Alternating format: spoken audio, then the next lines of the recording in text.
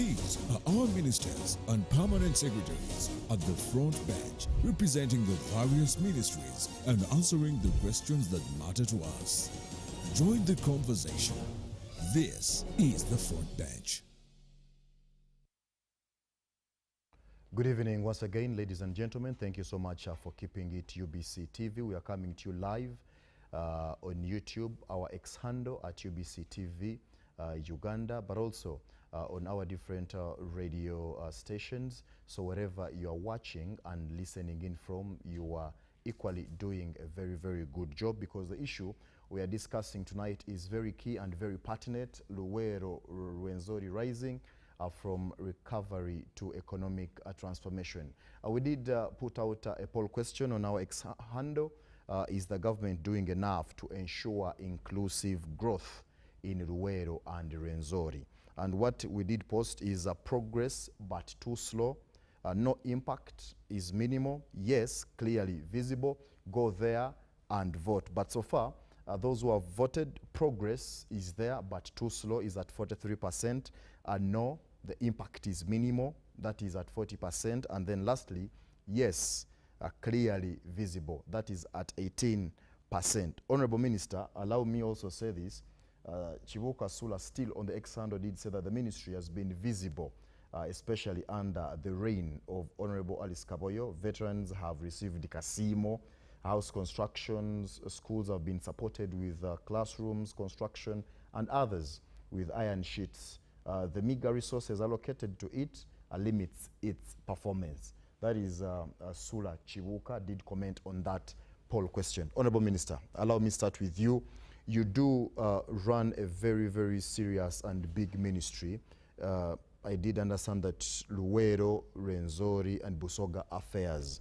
You are in charge of all those regions, whatever happens, but focusing on, I'll not say veterans, maybe you will clear to the public, but we want to understand how big is your mandate, where does it stop, where does it start from, because you have a wide coverage. Honorable. Thank you very much, Jethro, and thank you for inviting us here. I think we are here for the first time to actually talk about our ministry.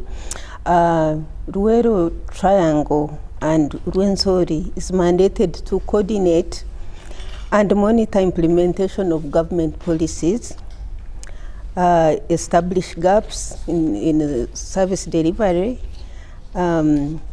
through unique interventions, and of course also our policy direction is to put more care on civilian veterans that fought the war. Yeah, you talked about the scope. The Luweero and Rwenzori are 43 districts. And the part of Soga came in later in 2019 when the Basoga thought that they also needed affirmative action, and the president was so gracious to also give it to us, to the ministry that is more qualified. Maybe we've been there longer than these other affirmative action ministries. So yeah, we also are in charge of Busoga programs of affirmative action. Honorable, how has the journey been like from 1992 when this ministry was put 82? 92, yes, 92, when the ministry was put into place. Not forgetting that financial year 2019, 2020, when now Busoga was added onto your scope. How has the journey been like when it comes to transformation? A lot, quite a lot has happened in Luweero and Rwenzori. 36 years is a very long time, and I'm sure General would be the best person to talk about that transition from the war-ravaged area to now, what it is now, because what it is now is really it has become an industrial and agricultural hub for Central region. So the journey has 36 years is a long time for affirmative action. You know, affirmative action is an intervention after the government has already done the programs that it's doing in the rest of the country. So you can see that it is, what do they call it, a kabego, something that is, you know, it is intentional and it is meant to uplift the population and the community. So percentage-wise, you think you've covered about... I think it is more than 50%. More than 50%? Yes. General, kindly first give us a clear picture of the journey. The Honorable has referred to you. You were part of this war. Luweero Triangle, how does it connect to where we are right now? This is a journey that Ugandans needed to understand, where we came from, and now we have Rwenzori, but also now Busoga into the system. First of all, the area covered. For example, why do we talk of Luweero Rwenzori? These were the areas where much of the war took place. The war of 1981 to 86. And 1981 to 84, the war was very much in the what is known as Luweero Triangle. But that Luweero Triangle is the former districts of Luweero, the greater Luweero now, which formed now Nakasongola, Nakaseke, and Luweero itself. Then greater Mubende, which now forms, I think, a number of districts, Mityana, Kasanda, Mubende itself. Then greater Mukono, which now forms also a number of districts of Buyikwe, Kayunga, and Mukono itself. So between 1981 and 1984, that was now the Luweero Triangle. But now in 85, early 85, we moved and opened the Western Axis. That's how now Rwenzori comes in. The whole of 85, much of the war was in the West, mainly in the Rwenzori region. So that's why the ministry is Luweero Rwenzori. But now, the Honorable Minister talked of Busoga. But it's not only Busoga, it also includes the former Bukede region. Okay. Then Mbare. Because while we were fighting in Luweero and Rwenzori, those areas also had their own clandestine work. Because, for example, we had to go outside the war zone to look for support from outside. We used to use Kenya. So the eastern region was part of the war also, what we call clandestine work, the underground. There is no open war, but people there are participating in the war. For example, as we go on to talk about other programs, you'll find that her ministry does a lot in Mbare, Kapchorwa, the whole of that Elgon region, because of their underground work, but also because of their participation in area wars, mainly the War of Liberation of 1979, 71 to 79. The eastern part played a very big role. So that's that area. General, after understanding the roadmap, how it was and how it is right now, you are the chairman of the Veterans Verification Committee. Yes. That is something that is very sensitive. Very many Ugandans, we have covered stories in different spheres about the veterans. How does this committee work? Now, The committee is not a single committee, as the name tends to suggest. Verification is mainly at a lower level, what we usually term as peer verification. That is, the people, during the war, I think that's something we also need to bring out. We had political leadership in the war, in the liberated zones, because we started by forming resistance committees. When we came here, you may have heard of RCs, which have become LCs now. Now, the first stage of verification is done by those leaders who were political leaders during the war, because they are the ones who know which civilian did what. So the first verification is done at that level, and mainly sub-county. Because we had RC1, RC2, and RC3. So now the people who do the first verification to say so-and-so did this are the LC, the RCs, those old RCs. Now, after that, they submit their names to my committee, which is national. Because definitely... 30-member committee, right? Are you 30? 30-member committee? We are 31. 31? We are okay. 31, yes. Okay. We are 31, but these represent those regions. But the main verification is by those local, the old local committee, resistance committee members.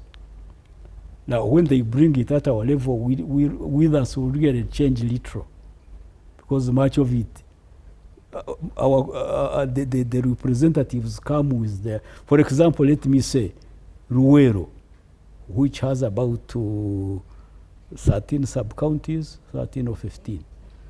It is the chairman of those sub-counties who bring names to the leader of that region. For example, where the in charge of it is Haji Sedunga, Major Sura Serunjoji, and Lieutenant Colonel Naduri. So those are the members now who represent Luweero on my committee. Okay. But they receive the verified names from the other, the former RCs. Okay.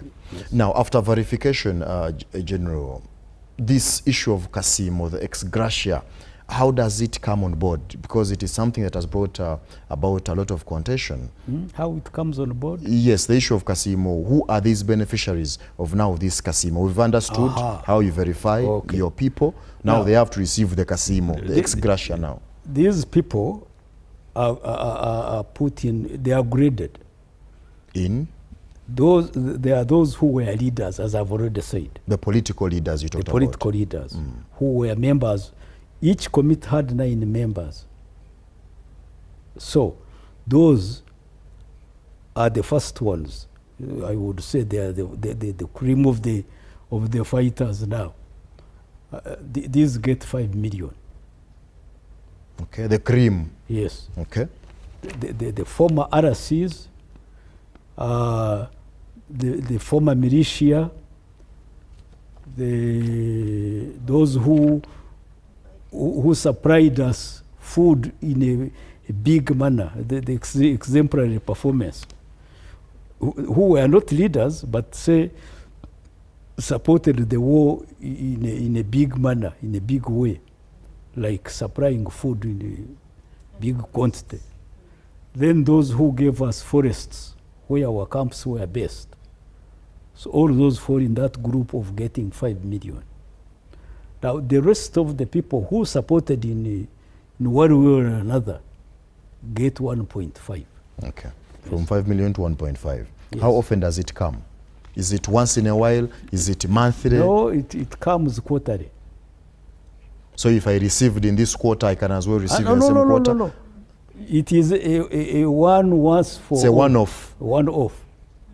If you get, say for example, those who got at the beginning of the program in 2008 got, and that is all.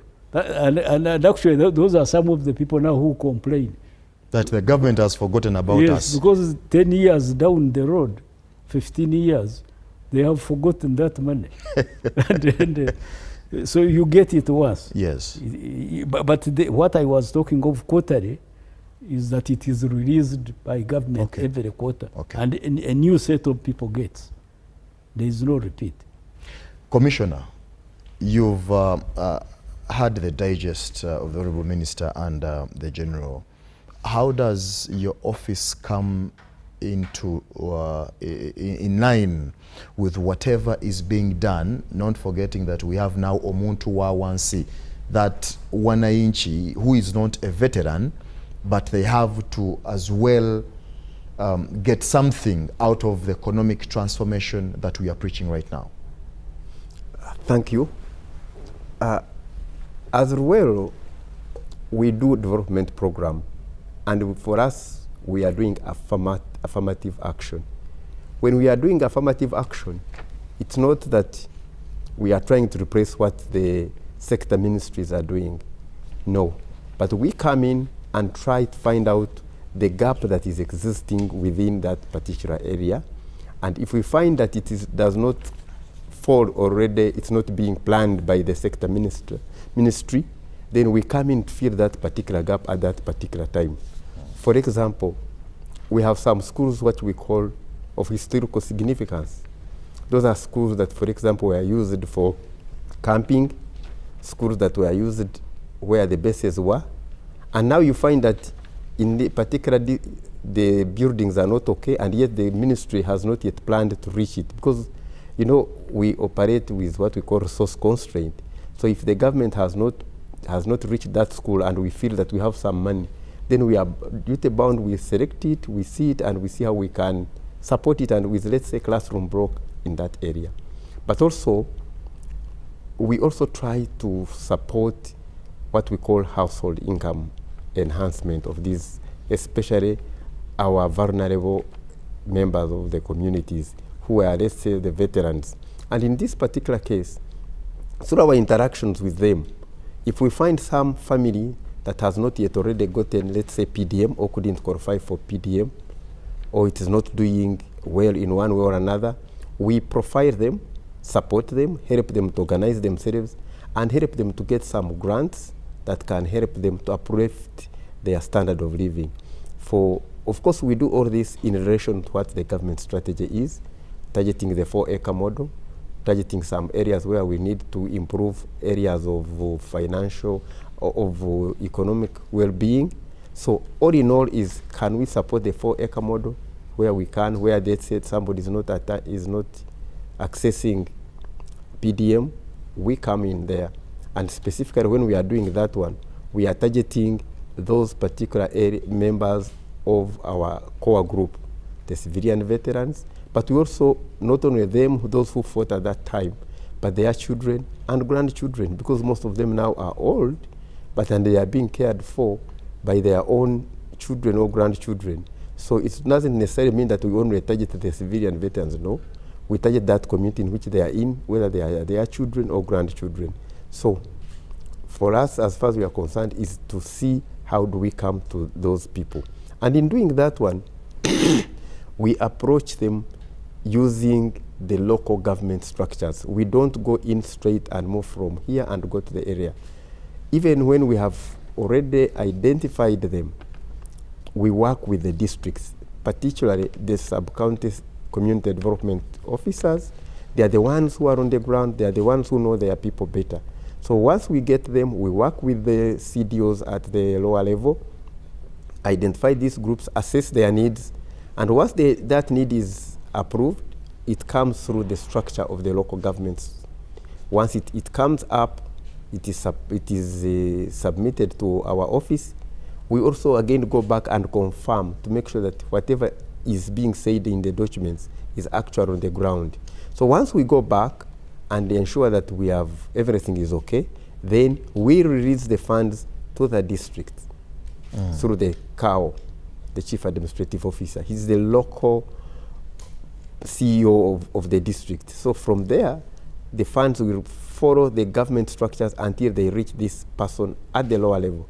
The government has a very elaborate system that moves from top to the every village of this country.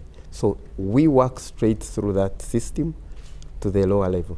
And we are able to Commissioner, have you found a lasting solution to whatever you've talked about? Because you are on ground, you've supplied whatever it takes to these people, to the communities. When I did host the Ministry of Karamoja Affairs here, I did ask them the same thing, that government has been equally sending a number of things to them because they feel they still need support. But at one point, they also have to be in position to sustain themselves as communities. Now, through your office, have you found a lasting solution for these people? If you've given them a ntandikwa, what next? Is that enough for them to ensure that they carry on with the way of living? Thank you, Presenter. The issue all comes back to different personalities. There are some people whom we will support and they will effectively utilize the resources you've provided. But there are some people whom you will give and they need constant supervision, constant follow-up to ensure that they are able to utilize the resources. And sometimes you'll find that where we don't have enough supervisory aspect by the local authorities, then you find some people have not all have diverted. And then you'll find that some groups are more, where people are more active, they are more progressive than others. So for sustainability to be, at the end of the day, we can support a person, we can support a group, we can support a family, but it ends up with the family's idea. What do they want as a family? If the family is determined for progress, they will definitely utilize. You've seen that in every parish, so many people are getting PDM money, but some are utilizing them and others are not utilizing them effectively. Why? Because it all comes back to the individual preferences. There are some who have their different felt needs that might not necessarily be development as we perceive it. But for us, as far as we are concerned, is that if you train these people, that's where we need to put more emphasis. Training them before they receive their resources. If you train them more, if you support them through some skills and connect them to the local extension workers, then those ones really do well. And at the end of the day, it is the local extension worker who is down. It is the local of that family that is interested in involvement that will be able to utilize the resources as provided. Okay, before we go for that commercial break, let me sample some of these issues on my WhatsApp. Hi, good evening. I'm Mitembe Bone from Luweero. I want to ask her who, the Honorable Minister, okay, maybe, about youths who are in agriculture but no support. How can we get the hope because they didn't get PDM? Thank you, Bone. This is saying to Mbwe Stephen, there is some civilian veterans who will fill the Kasimo form. I think who filled the Kasimo form in 2008 up to now, not yet paid. That is in Greater Luweero. General, I think you will tackle that when we return. I appreciate the work being done in the Rwenzori region. There is a farm with mass graves and extensive looting was done by UNLA forces. To date, Inspire submitting documentation, no compensation has been done. This is Peter Sunday. And lastly, for now, Jethro, I want to commend and appreciate tireless efforts, Minister Kaboyo and team in leading Uganda's recovery from the effects of war and driving economic transformation. They have paved the way for progress and prosperity. Honorable Minister, allow me to go for a short break. When we return, you will answer some of these questions, but also throw more light about that issue where some critics say that they have not received anything from government. The veterans, they received byoya byanswa, meaning they got nothing. You will clarify on that after this commercial break. This is the Front Bench. Uganda, get ready for an unforgettable experience. Join thousands of runners and culture lovers at the Mbarara City Marathon 2026, happening Saturday, the 28th of March 2026, starting at 6 a.m. at Mogaba Palace, Kamukuzi in Mbarara City.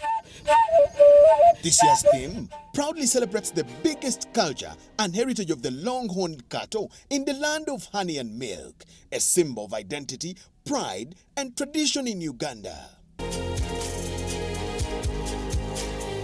Come and run through the cultural heartland where heritage meets tourism and sport. Choose your race: 42 kilometers, 21 kilometers, 10 kilometers, or 5 kilometers. The guest of honor will be the Minister for Tourism, Wildlife and Antiquities, highlighting Uganda's rich culture and tourism. Register today and get your marathon kit at www.mbararacitymarathon.com or dial *272*11#. Proudly sponsored by Tusker Light, Grace and Family Concepts, Ministry of Tourism, Wildlife and Antiquities, Uganda, Nyakayojo Sacco, Explore Uganda, Textile and Prom Home, Uganda Broadcasting Corporation, Emburada Farm Lodge, Country Cinema, Arch Motors, and many more. For more information, call 0785 408 422. Mbarara City Marathon 2026, running to celebrate the culture and heritage of the longhorned cattle in the land of honey and milk. Every Wednesday, live in our studios in the heart of Kampala. We have to change the political culture in this country, really. Who has bewitched Ugandans?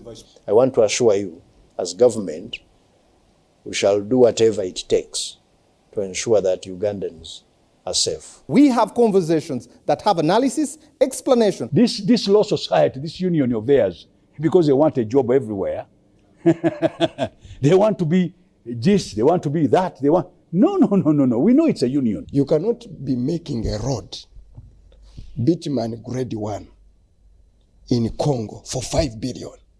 But not every truth is fact, and not every fact is truth. The argument that the General Court Martial is responsible for peace and stability is without basis, either in law or in fact. We have been told how Napoleon was a great orator. Now, Napoleon cannot help me get food. They told me combine harvesters in Saskatchewan. I don't know where Saskatchewan is. This is a geography we're taught. Instead of teaching me how to preserve Mabera forest, they're teaching me about Rhineland. This is a problem we got. We cannot run away from it. Right now, you hear very disgusting stories of members of parliament. Instead of discussing the details of loans, they ask for their cuts. Every Wednesday, 10 p.m. on your public broadcaster.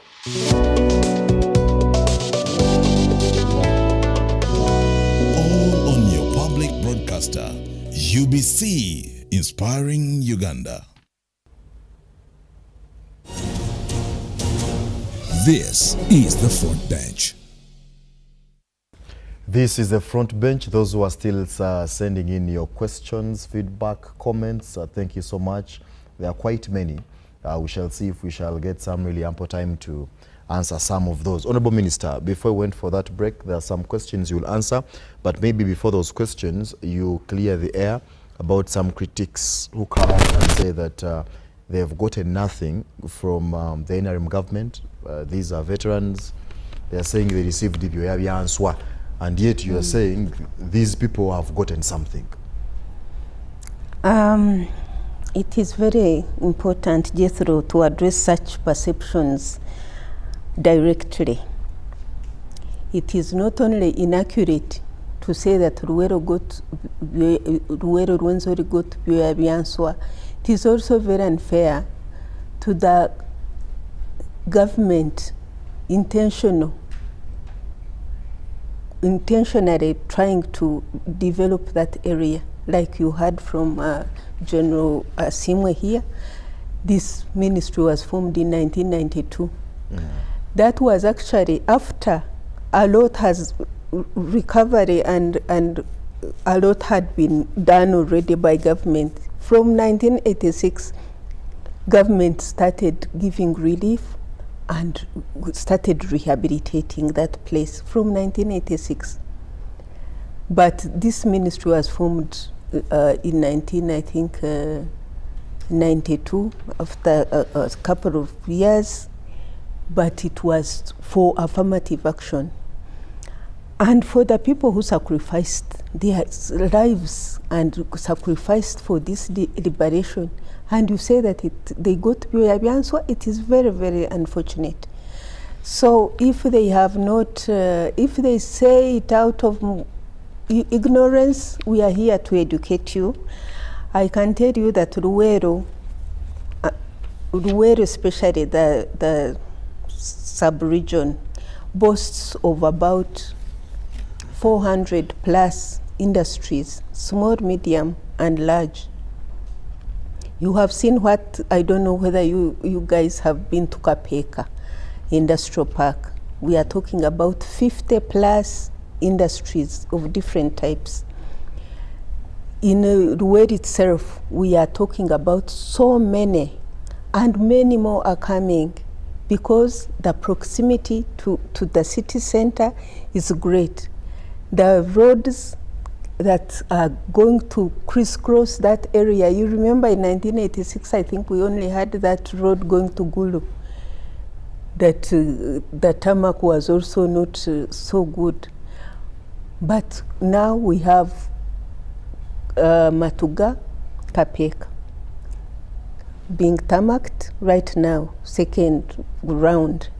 We have Luweero, Butarangu, Ngoma, which would extend to Masindi, and that would open up a lot of, transport costs and opening up for the markets in our area. We have roads crisscrossing the whole of Luweero and the central region, really. So I don't know what they refer to when they talk about Byoyabianswa. We have intentionally. Maybe they are thinking you've not done enough. Well, we shall do enough. NRM government is still here. The fortunate thing is that our president has a demonstration farm there in Luweero. General Saleh, who fought in that area, you have seen and heard what he does there. These people are actually residents of that area. So the ministry brings in affirmative action. The president sometimes brings in different programs for the people. General Saleh does things that are out of this world. They are in the same place. So it is really a perception that should really not be talked about at all.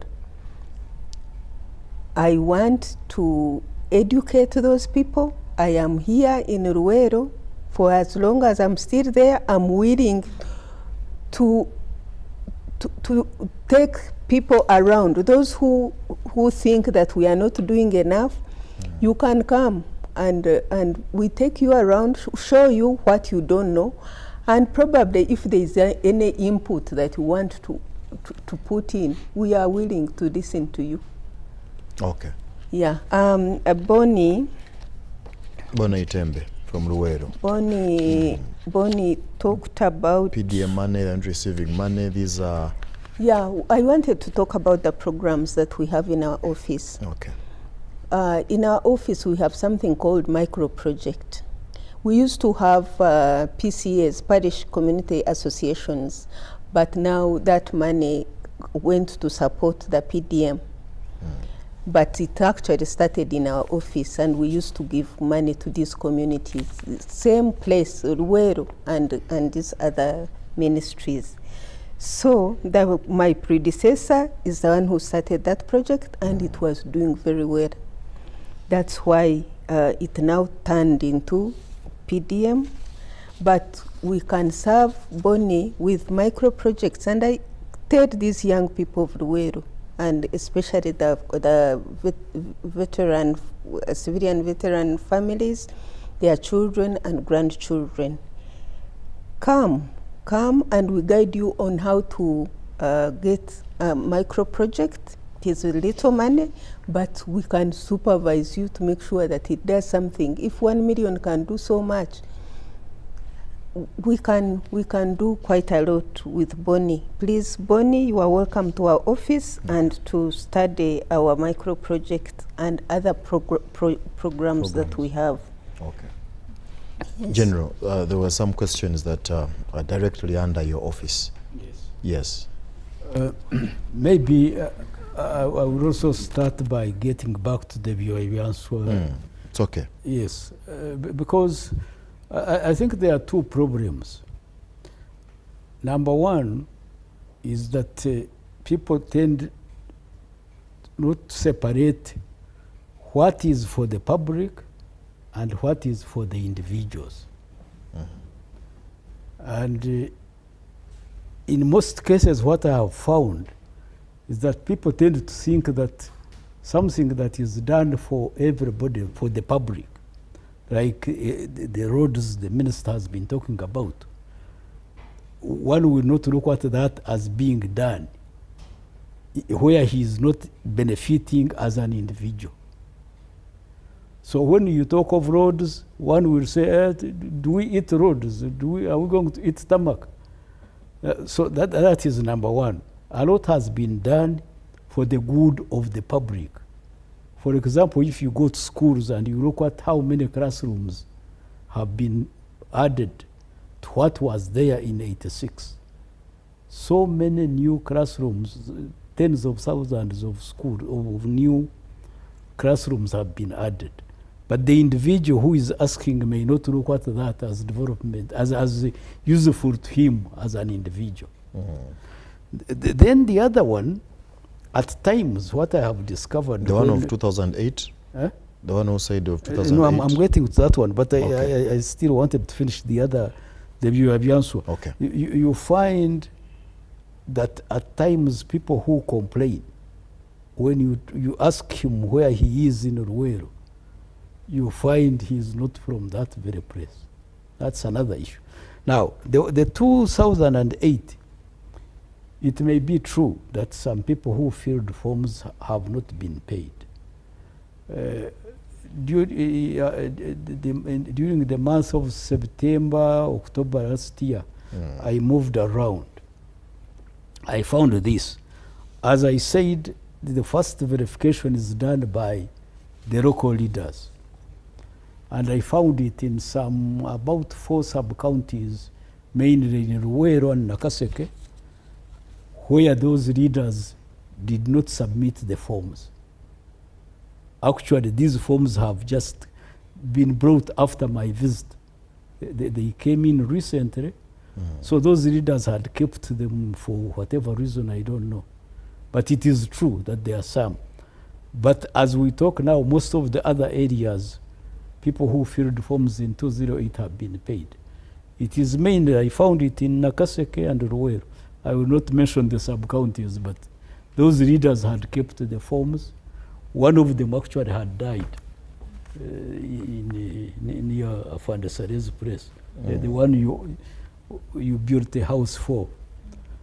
He had kept the forms and they had not been paid. So it is true, but it is not common everywhere. It is only in that area. Because my next question was how far? How far have you gone with the implementation of that casino? Maybe before I answer yours directly, I need also to explain. I think people have been looking at casino as being for Luweero. But as I said at the beginning, there are other areas. Now, whenever they hear money has been released, they think it is only for Luweero Triangle. The core Luweero Triangle. But as you have heard, the minister is saying 47 districts are under her. But when it comes to Kasimo, we are actually paying in 60 districts.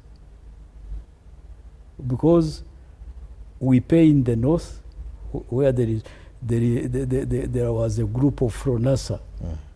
That group, you have heard the president talk about them.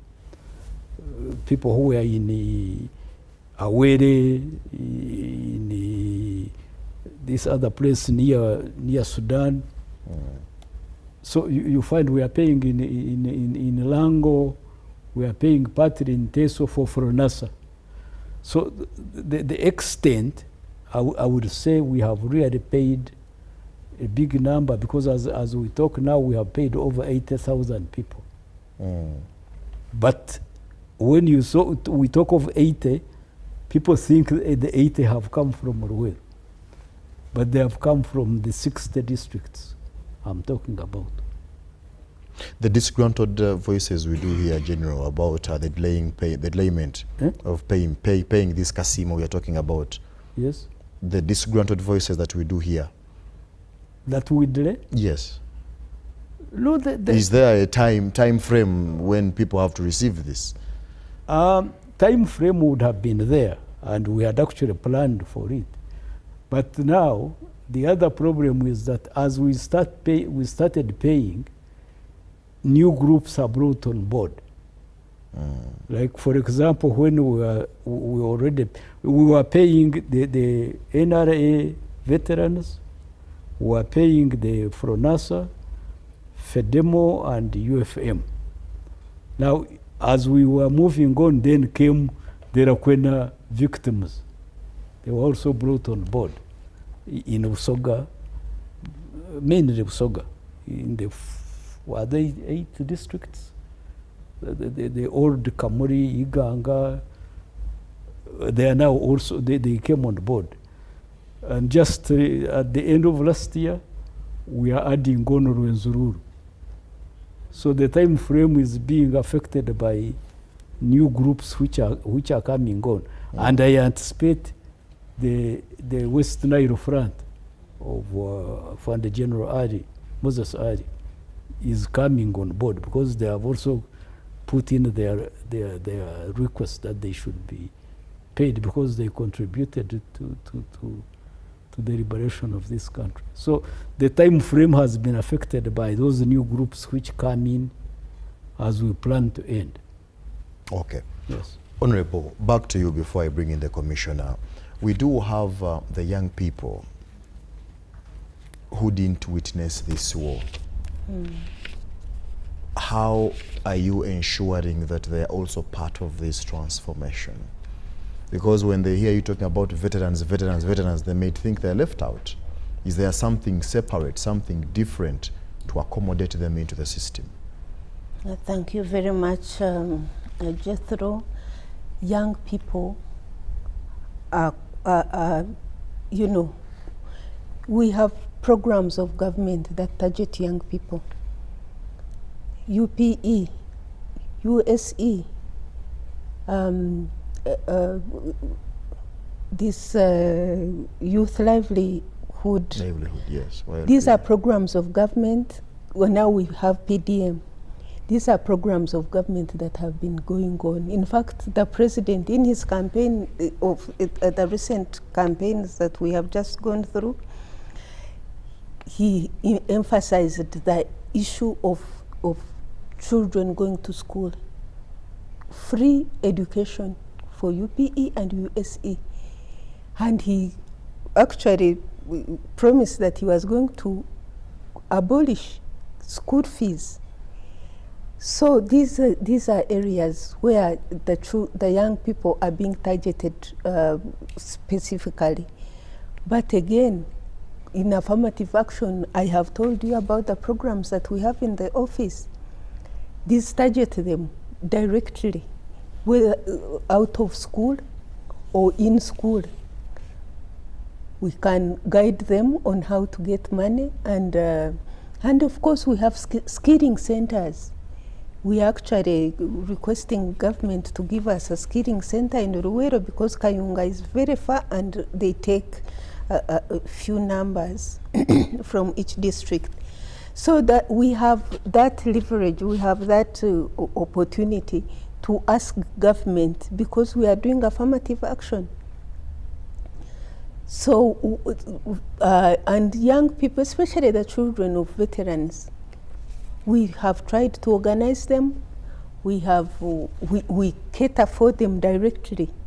We have visited them in their homes. We have visited over 500 homes of veterans and other groups. So young people should not be left behind just because they don't know the war. It is so good that they never saw that war. So their generation should only be reaping from government, because government is very intentional. NRM government is very intentional in places, especially where wars were fought. And I wanted to emphasize the groups that General has talked about. The groups that we cater for, the Kasimu targets, are not only NRA 1981 to 86 veterans, or civilian veterans. We have people, we have wars that came before. We have groups that were not necessarily NRM or NRA that were fighting the same government. So all these that he had talked about have come on board. The FRONASA of 1971 to 79 that were fighting Amin. All these groups, because our president or the NRM government wants to be fair to everyone, so that we all groups, that the Kaira groups, the Wenje groups, all those groups that were fighting government are all, looked at the same page. At the same page, and we serve all those people with Kasimo and any other service that they require. Honorable, I want you to look kindly into this camera, because that is your audience. What are some of the achievements that you've achieved, you as an honorable minister, from the time you entered into that office? That is 2021, right? If I'm not mistaken, you can correct me, but I know 2021. What are those visible things that you're talking about? Because we are done with elections, and I know what you've done so far and what you've achieved as the honorable minister in that ministry. Probably the Fountain of Honor can focus onto that to say, now the honorable minister, kindly please retain that seat, because people are appreciating. You've heard the messages, honorable. Those are messages from people appreciating what you've done because you're on ground. Thank you, Jethro. I saw some of the pictures were going around, and I wish my people had brought the industries. They brought small projects that we have done in our meager resources in the office, but I wish they showed the Luweero now. But we are going to bring the Luweero then and Luweero now. Okay. Hey, next time we come back. So we have micro projects, like we said,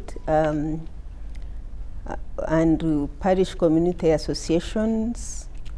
We have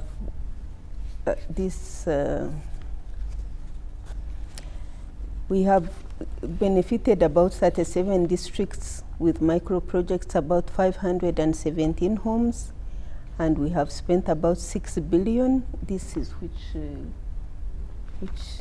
financial year? Okay. And then we have in the parish community associations, just before it went to PDM, we had served people of Luweero with about 3,244 million. And we served 103 groups and about 22 districts. So we have built about 16 houses for civilian veterans who were really sleeping badly.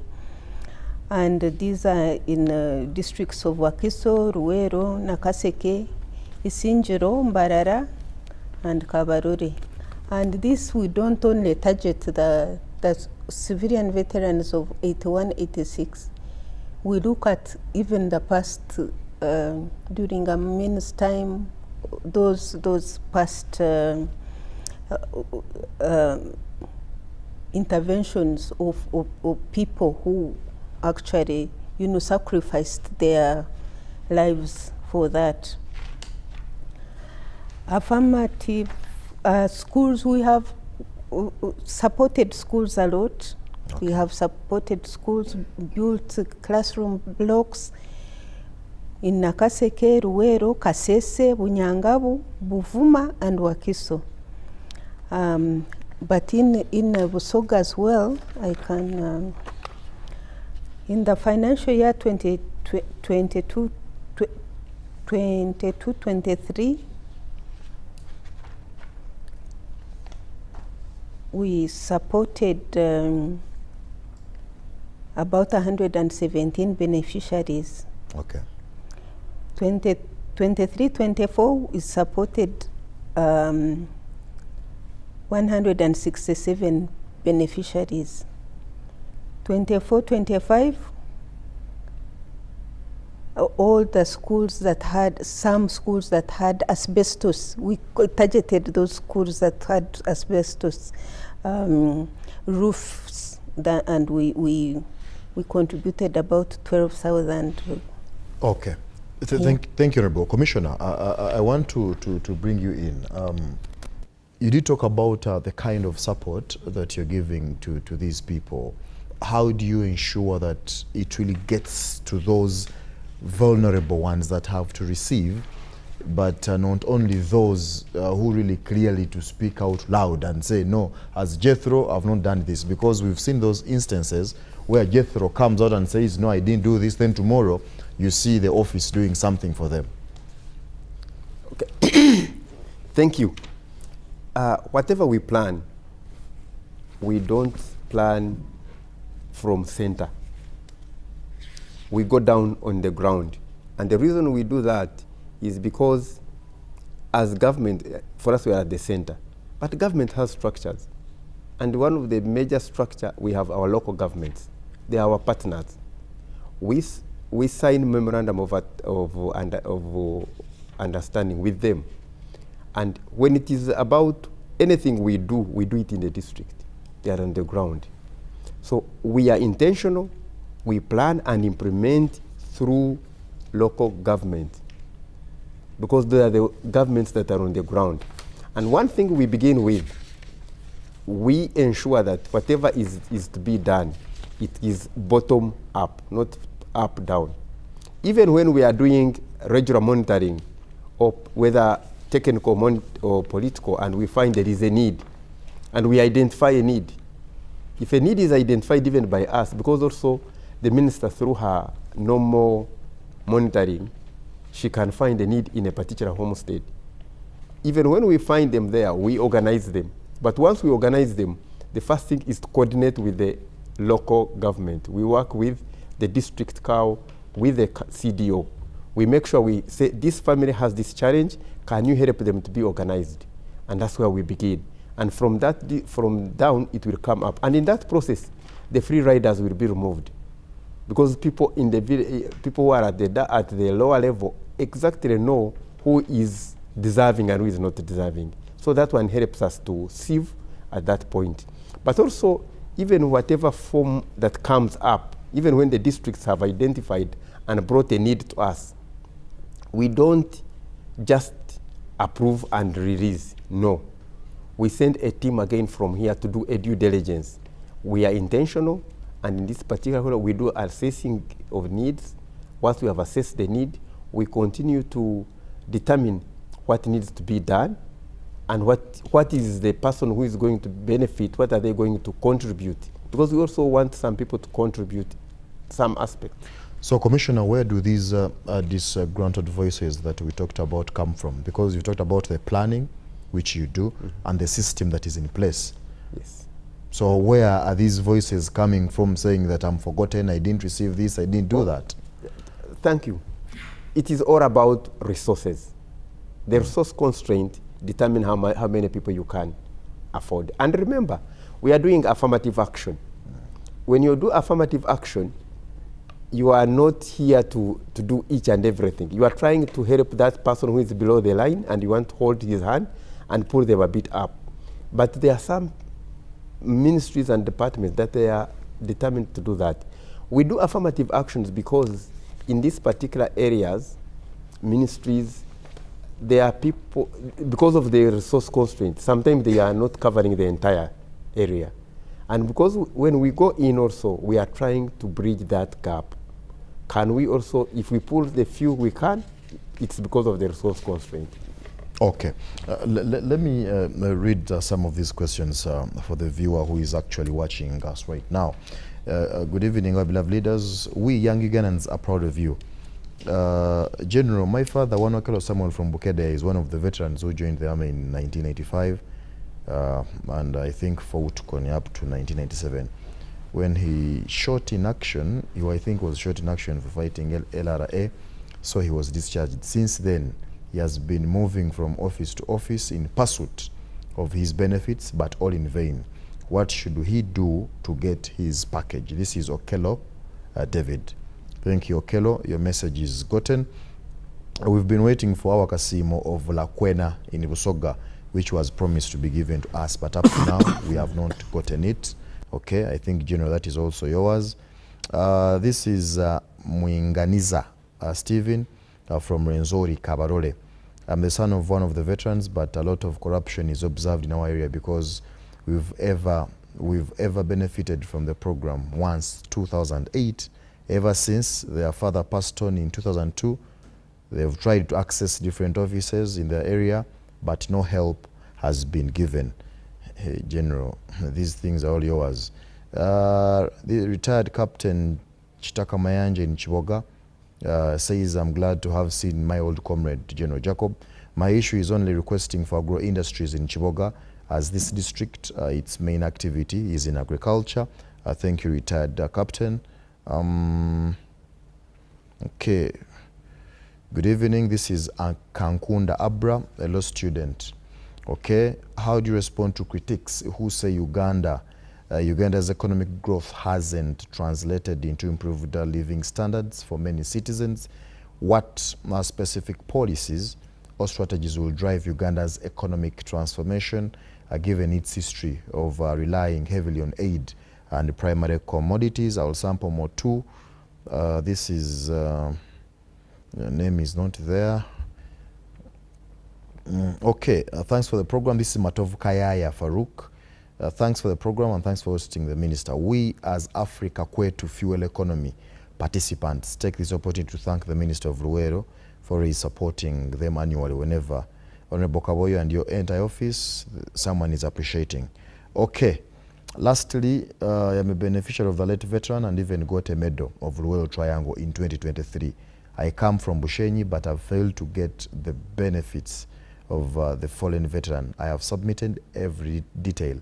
Please, what can I do? He was in for NASA. General, over to you. These questions are majorly in your office. Please take them away. And the Honorable Minister will also supplement. Yes. Now, the issue of the benefits they are talking about, apparently, those are for the army. Okay. Army veterans. And they are different. Yes, they are different. But like this one who says he has been moving from one place to another, he can come to my office. I will direct him to the right office to handle the issue. I think the three of them were talking, one who was shot in action, another one who said his father died and they have not followed. He can come to my office in the embassy house and I will help him to get to the right the office in the Ministry of Defense. For the Lakwena victims, first of all, we paid the first batch. I think over 1,000 something. Those were paid. This second batch is the one which is not yet paid. And partly to blame are the leaders, because each time we agree on a number of people, next time they send in another group. Even I think I saw the other day, there is an issue that the list which we sent to the president is not agreeable to another group. So that would mean while we are preparing now to pay off this group of 4,000, I have seen another letter. I think it's addressed to the minister and copied to me, Okay. That the number, so they have failed to agree on who should be paid. But otherwise, I hope the minister will add on with us who are ready to pay the 4,000 who were verified by late, was this lady? Kasada, Robina Kasada. He was the one in charge of that area. Okay. She had verified them, but they are now saying they have more. So the board is in their court to agree on the list to be submitted. The industries in Chiboga, yes, I think the problem has been because we had a meeting, I remember at one time at General Sare's place. They were asked to identify land for an industrial park. And if that land could be got, then industries in Chiboga would begin. I'm not sure whether they have already identified land for an industrial park in Chiboga. I think those were the... there was somebody who talked about a farm which was rooted and vandalized by UNRA, but he didn't specify which farm this one was. So I cannot answer. There are a number of farms in that place. All right. Honorable Minister, you clarifying on something? To supplement the general about the Lakwena victims. We have the numbers. We thought we had all the numbers of Lakwena victims, but now there's new information that has come in.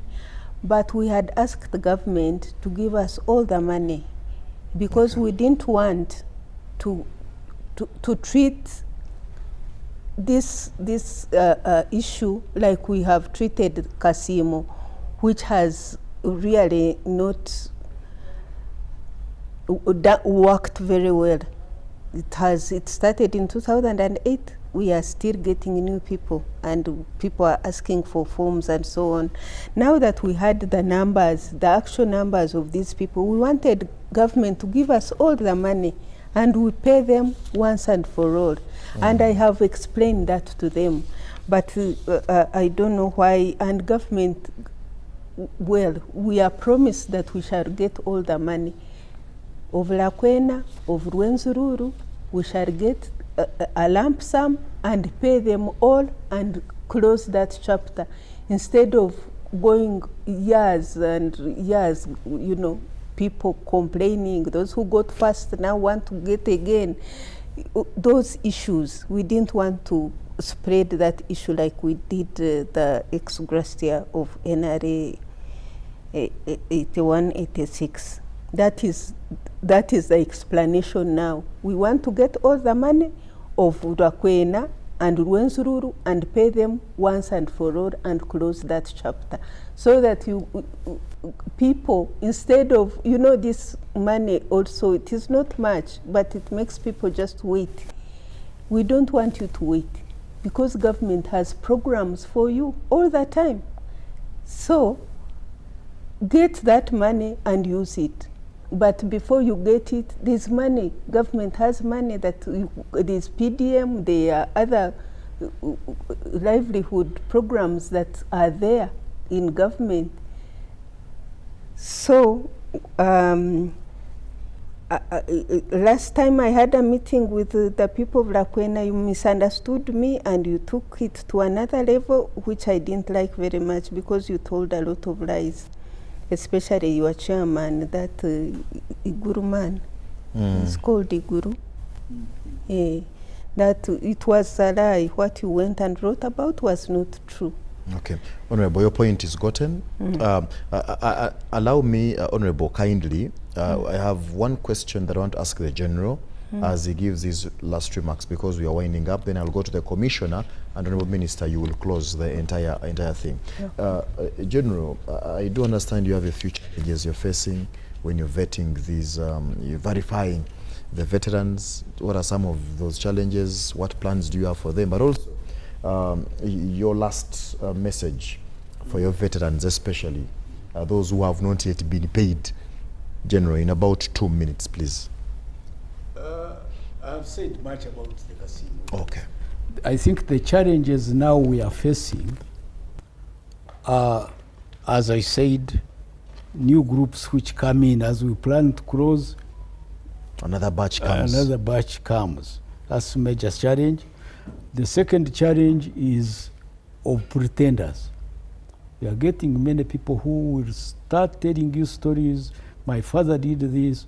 The president slept at our home. Okay. The other one. So we are having many pretenders, and those move from office to office. So that is another challenge we have. But otherwise, the veterans should be assured that they will get their money. It is being released even just as we talk now. The ministry is going to pay over 6 billion shillings to the veterans who have already been verified. All right. Commissioner, in about 2 minutes, our time is running out. Your last words, development plan that you have for the people of Luweero. In 2 minutes, please. Thank you. The government has come up with a national development plan 4. And as the Minister of Luweero, we work under that framework. And what are the focus? And because we are also now trying to, from the NDP4, we are coming down also to localize it within our region. Of course, working with the National Planning Authority.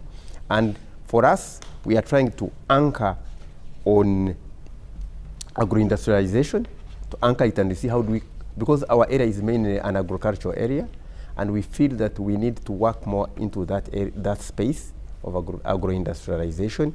We need also to do more on about community value addition at lower level. That's our focus as we try to localize the NDP4 within our region, so that our people are able to not lose their output, their products after they are produced. They shouldn't go to waste. We have a lot of pineapples in our region, we have a lot of other fruits, and they are not being fully processed. We think we need to strengthen that space, produce more and be able to sell and get a better value. Because at the end of the day, what matters is these people our people, if they can earn more, then they're able to achieve most of the things by themselves without having even to wait for government. All right, thank you. Honorable Minister, your last message for the people of Luweero Triangle. Abantu baffe ab'e Luweero ne Rwenzori ne Busoga mbayozayoza okukuba obulungi akalulu. Mwebale mwakuba bulungi, percentage president waffe gye yafuna yali nungi nnyo. Njagala kubasiima n'okubeebaza.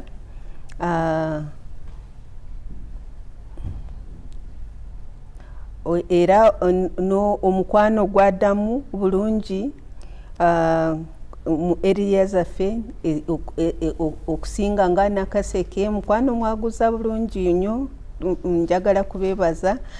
Ne Luweero nayo twakoze bulungi ku local level, tuli bulungi nnyo. Kati tutandika okukola ebinaaleeta enkyukakyuka mu nnyingiza yaffe ey'amaka. Gavumenti yamwe era ekyali mu ffumbiro eyiya puroguramu endala ezinaatutumbula ebitundu byaffe. Temubuzibwa musigale ku mulamwa, akalulu kaggwa, kati saawa ya kukola. Mbeebaza nnyo, mwebale okumpuliriza. Kansabe nti tujja kwongera okuteekamu amaanyi mu nnyingiza y'amaka gaffe mu Luweero ne Rwenzori. Mwebale nnyo, mwebalire ddala. Thank you so much, Minister of State, Honorable Alice Kavoyo, in charge of Luweero Rwenzori Busoga Affairs. Thank you so much, Assistant Commissioner, Luweero Triangle, Mr. Norbert Kasirabo. Thank you so much, Brigadier General Jacob Asimwe, Chairman, Veterans Verification Committee. Ladies and gentlemen, thank you so much for being part of the show. More messages are still coming in. I can sample in just a minute. Okay, Jethro, I want to commend and appreciate tireless efforts, Minister Alice Kavoyo and team in leading Uganda's recovery from the effects of war and driving economic transformation. They have paved the way for progress and prosperity. This is Honorable Hajat Hanifa Karadi of Nkuyege think tank. Okay. Thank you, Minister, for the construction of the Luweero Hospital. You talk about PDM in Luweero, but money not delivered. I tried but didn't get. This is Breya Yahweh, Luweero District. Okay, thank you for being part of the show. Ahurira Bless from Rukunjiri, thank you so much for watching. Okay, good evening. This is Frida from Ngora. Thanks for the show, but the truth, I appreciate the government for the fund, but now I'm a total orphan. How will I pay this money? Because I used most of this to support the siblings. Thank you. Thanks for transforming Luweero. This is Matthew Subi. But we still have a challenge in Luweero of failed UEDCL. People who requested for government electricity pole in 2019, up to now, nothing has been delivered. Ladies and gentlemen, your messages are quite many. Those who have been listening in from our different radio stations, thank you so much for being part of the show. My guests, thank you so much for honoring our invitation. Hope to have you back next time. There are very many issues we didn't tackle, issues of land. Generally, I hope we shall bring you back so that we dive deep again into those matters. I am Jethro Kasaiji. From me and the entire team, it's a good night.